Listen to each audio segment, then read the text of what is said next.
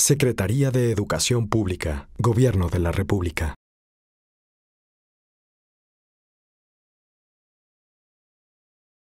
Y esa visión, la visión del presidente de qué tipo de educación queremos, es decir, una educación que tenga la capacidad de reclutar y de formar a los mejores maestros, que les pueda ofrecer una vida y una carrera digna, sustentada en el mérito, a partir de su propia capacidad de lograr y de hacer cosas,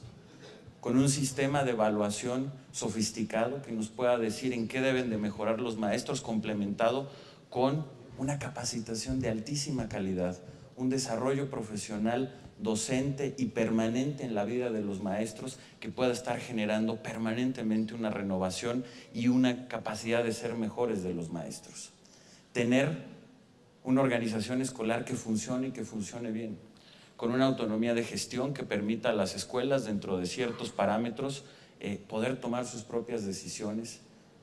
que pueda funcionar una normalidad mínima en las escuelas, en donde todos empiecen a tiempo, en donde el tiempo para los estudiantes se utilice de manera adecuada y correcta, en donde podamos tener planteles con una gran dignidad, es decir, espacios de infraestructura educativa con las condiciones necesarias para poder enseñar y poder aprender, planes y programas de estudio que puedan tener una gran solidez, pero al mismo tiempo una gran flexibilidad, que puedan orientar la gran unidad que tiene este país, pero también reflejar su diversidad, que por supuesto puedan enseñar lo mejor de la ciencia, de la técnica, de las condiciones económicas y tecnológicas del momento, pero también que pueda ser un sistema que enseñe para la libertad, para la democracia, para los valores del siglo XXI, para el respeto a los demás, la pluralidad, el respeto al Estado de Derecho, en fin, que pueda formar ciudadanos libres, con altas competencias, democráticos, responsables. Ese es el sistema educativo que queremos que esté en todo el país, equitativo, que no por razones de geografía o de origen se puedan quedar marginados los mexicanos de este sistema educativo. Por supuesto que pueda tener también un sistema de educación técnica y superior de altísima calidad, vinculado a los mercados laborales, a las vocaciones económicas regionales que existen en cada país, vinculado, por supuesto, como es ya nuestra economía, a las diversas economías regionales del mundo también, para las cuales México debe de estar cada vez más integrado. Educación universitaria de altísima calidad, investigación científica. Ese es el sistema educativo que queremos. Y claramente, el sistema educativo que fue evolucionando durante el siglo XX, que reitero, tuvo inmensos éxitos, tuvo etapas extraordinarias y que tuvo el gran éxito de lograr el sueño de Vasconcelos y del presidente Obregón cuando se funda la SEP en el año de 21, cuando arrancó el gobierno del presidente Enrique Peña en el año 2012, tenía también estas carencias y no tenía ya la capacidad de crear ese sistema educativo que es el que estamos buscando. Y por eso es que se hizo la reforma educativa. Una reforma educativa que su corazón, el eje de la reforma, es el derecho que se agrega al artículo 3 de la Constitución a que los niños, las niñas y los jóvenes de México tengan una educación de calidad. Se convierte en un derecho. Todo lo que acabo de describir de manera muy breve se convierte en un derecho constitucional que además acaba de ratificar la Corte y acaba de dejar de manera muy clara que no hay en el sistema educativo ningún derecho por encima del derecho a la calidad de la educación. Y a partir de ese principio se alinea esta reforma bajo 3 grandes pilares: la profesionalización de los maestros, poner y componer a la escuela como el centro del sistema educativo y, por supuesto, la transformación de los diversos planes y programas de estudios y del modelo educativo que estaremos revisando. A partir de estos principios, de que se haya aprobado la reforma, en este momento nos encontramos en la etapa crucial de la implementación de esta gran transformación. Yo lo decía desde el día de ayer, el año 2016 va a ser un año clave en la transformación educativa y en la implementación de la reforma. Va a ser precisamente este año en el que vamos a estar implementando y desplegando las políticas públicas sustantivas que se derivan de la reforma educativa que nos permitan hacer esta inmensa y gran transformación. Se inició obviamente con los cambios legislativos, hemos continuado con las transformaciones y en la reorganización política, administrativa y laboral de ese sistema, que era fundamental. Como lo decía hace un momento, ya hacia el año 2012 el sistema educativo que teníamos era un sistema altamente clientelar, corporativo y opaco. Y ahorita, con esta reorganización, lo estamos transformando en un sistema sustentado en obligaciones y derechos, con plena transparencia y orientado al mérito. Así pues, para la implementación, como decía, clave durante este 2016 de esta reforma, hemos definido 7 grandes prioridades. La primera es poner a la escuela en el centro del sistema educativo. Esa es la prioridad número 1, que se verá reflejada con el plan de nueva organización y de autonomía de gestión para las escuelas que vamos a presentar el próximo 25 de enero. Es un plan en donde vamos a fortalecer los consejos técnicos escolares, el acompañamiento pedagógico que requieren las escuelas y los maestros, la participación de los padres de familia a través de los consejos de participación social, en donde vamos a ir bajo parámetros razonables incrementando los niveles de autonomía de gestión de cada una de las escuelas, entre ellas, por ejemplo, como lo ha anunciado en días recientes, una flexibilización razonable del calendario escolar que permita a las escuelas y a las regiones adaptarse de acuerdo a sus mayores necesidades. Tenemos regiones en el país que cuando hace mucho calor no es el mejor momento para que los niños estén en las escuelas, o cuando hace mucho frío. Sabemos de realidades como que hay escuelas que logran terminar el plan de estudios antes y en las últimas 2 o 3 semanas ponen a los niños a hacer lo que sea con tal de que la SEP no sancione a la escuela. Tenemos que acabar con esos absurdos, tenemos que bajo ciertos parámetros, por supuesto, confiar en las escuelas, irles dando mayor responsabilidad y que puedan avanzar y caminar. Ese plan lo vamos a presentar el 25 de enero. Después, en febrero vamos a continuar con una presentación global de los proyectos, de los grandes proyectos de infraestructura escolar. El presidente de la República, el pasado 2 de septiembre, anunció el programa más ambicioso de infraestructura escolar que se ha tenido en las últimas décadas.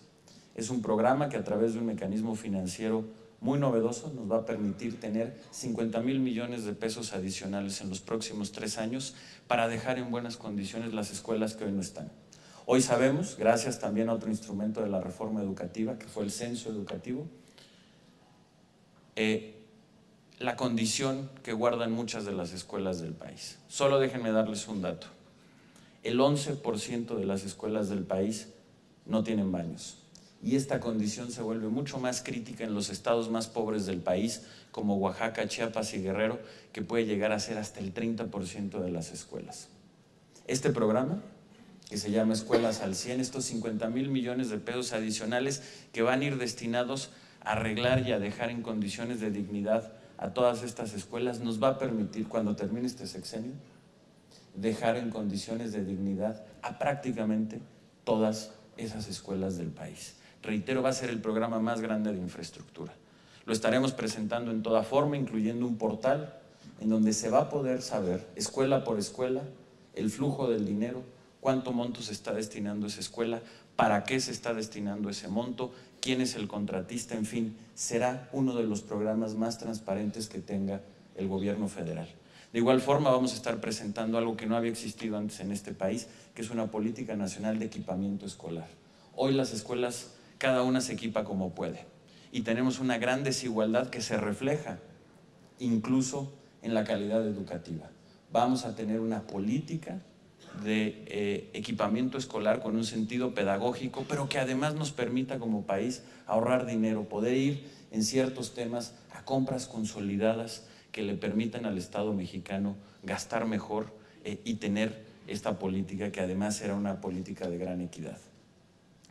Vamos a continuar hacia finales de febrero presentando los resultados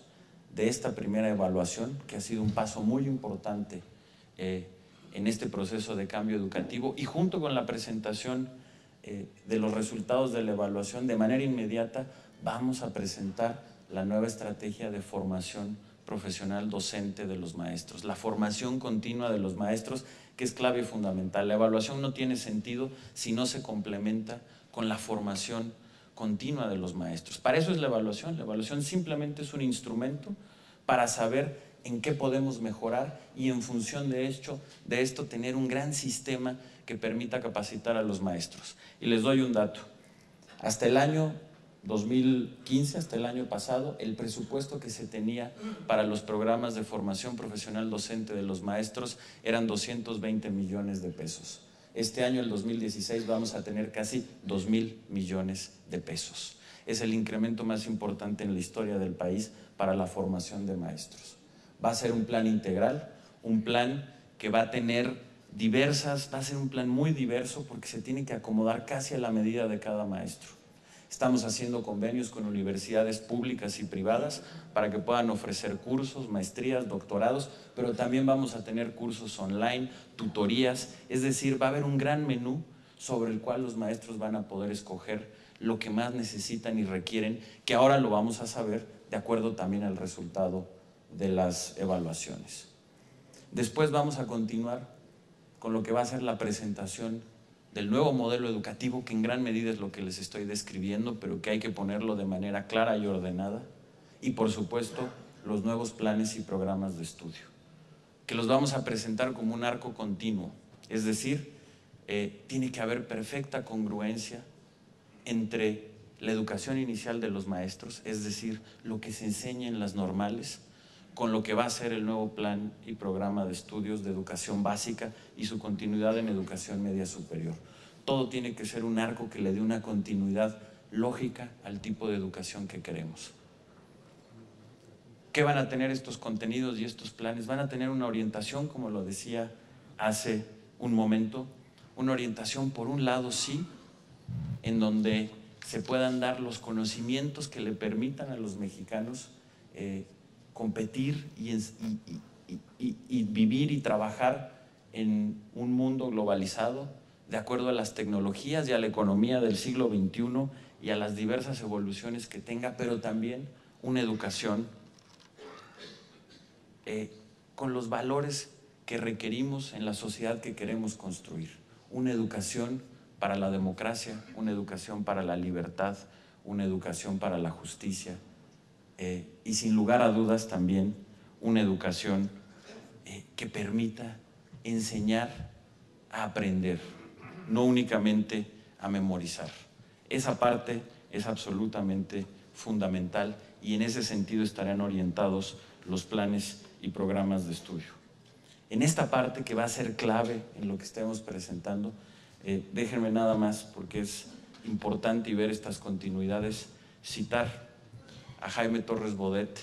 en un discurso que dio casi cuando fue nombrado por primera vez secretario de Educación por el presidente Ávila Camacho, en el Congreso que dio vida al hoy Sindicato Nacional de Trabajadores de la Educación, y dijo: más importante que acumular materiales resulta formar criterios.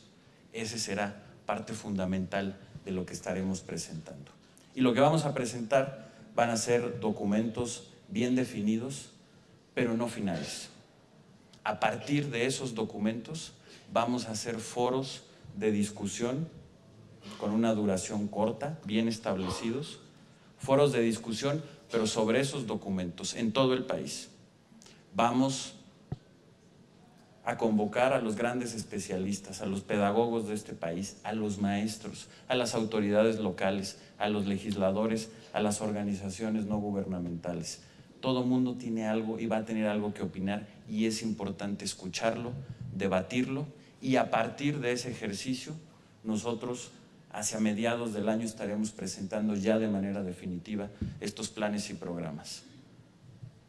Conformaremos comisiones para que a partir de los nuevos planes y programas se empiecen a elaborar los nuevos libros de texto y los nuevos materiales educativos. Empezará la capacitación de los maestros para el nuevo plan y programa de estudios. Y esperemos que para el ciclo escolar 2017-2018 o a más tardar el ciclo escolar 2018-2019, que será el último que inaugure el presidente Enrique Peña Nieto, estén arrancando estos nuevos planes y programas. No queremos apresurarnos de más, queremos que se haga bien y esos son los tiempos que vamos a marcar. Después vamos a seguir, vamos a continuar con lo que es nuestra quinta prioridad, que es tener un sistema educativo de mayor equidad e inclusión. Vamos a fortalecer muchísimo los programas de educación inicial, que hoy sabemos que son fundamentales para la enseñanza y el aprendizaje a lo largo de la vida de los estudiantes. Vamos a replantear el sistema de becas para que puedan llegar realmente a los estudiantes que más los requieran y los puedan seguir a lo largo de la vida. Vamos también, por supuesto, como ya lo hemos iniciado, también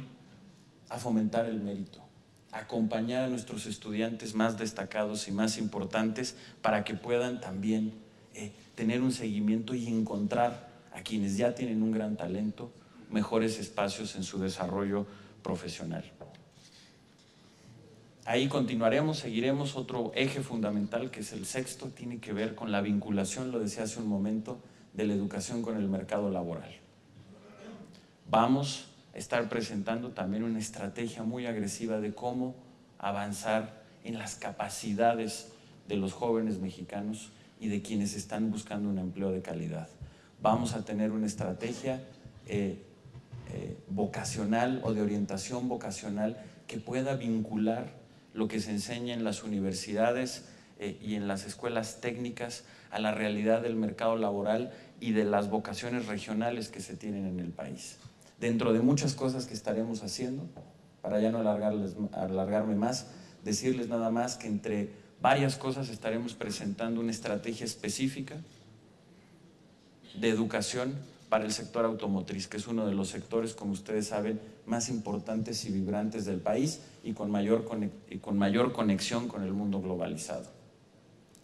Y finalmente, y por último, estaremos también este año presentando una reestructuración administrativa de la Secretaría de Educación Pública que responda a estas nuevas realidades, que nos permita hacer más con menos, que nos permita llevar los recursos a los puntos y a los programas prioritarios, que hoy muchos recursos siguen estando muy dispersos y que en palabras muy llanas y un poco coloquiales nos permitan quitarle grasa y darle más músculo a la Secretaría de Educación Pública. De esta manera, si somos exitosos, y por eso este año es fundamental y será en lo que estaremos trabajando de manera incansable para lograr todo lo que he descrito aquí de una manera muy resumida, el presidente de la República podrá estar entregando en el año 2018 un sistema educativo radicalmente distinto al que recibió en 2012. Un sistema educativo que ahora sí, en verdad, permita construir la educación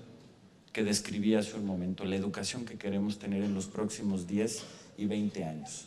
De haber recibido un sistema educativo clientelar, corporativo y opaco, estará entregando uno sustentado en derechos y obligaciones, transparente y orientado al mérito. De escuelas que no funcionaban bien a escuelas con una organización eficaz, eficiente y con una autonomía de gestión importante. Con planteles educativos deteriorados, con estas cifras que les daba de 11% de escuelas sin baños, a tener escuelas dignas en prácticamente todo el país.